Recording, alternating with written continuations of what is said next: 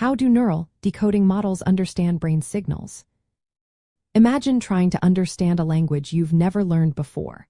Neural decoding models do something similar with brain signals, translating electrical activity into meaningful information.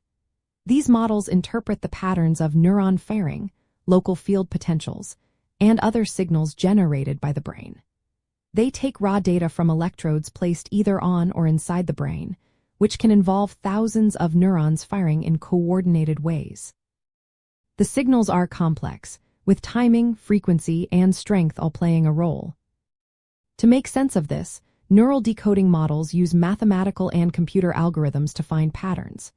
These patterns are like clues that link specific neural activity to actions, thoughts, or perceptions.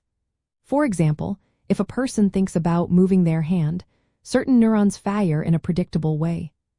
The models learn these patterns through training, where they are shown many examples of brain signals paired with known behaviors or stimuli. Once trained, they can predict what a person is trying to do just from the signals they produce. Machine learning algorithms are a big part of this process. They analyze large datasets to recognize relationships between neural activity and behavior. Some models use simple linear methods, like Wiener or Kalman filters, which assume a straight-line relationship. But more advanced models, especially those based on deep learning, can understand more complicated nonlinear relationships. Recurrent neural networks are especially good at this because they can track how signals change over time, making them perfect for decoding dynamic processes like speech or movement. Some models also use convolutional layers to analyze signals from different parts of the brain. This helps them understand how various regions work together during complex tasks. By combining timing and spatial information, these models get better at decoding what the brain is doing.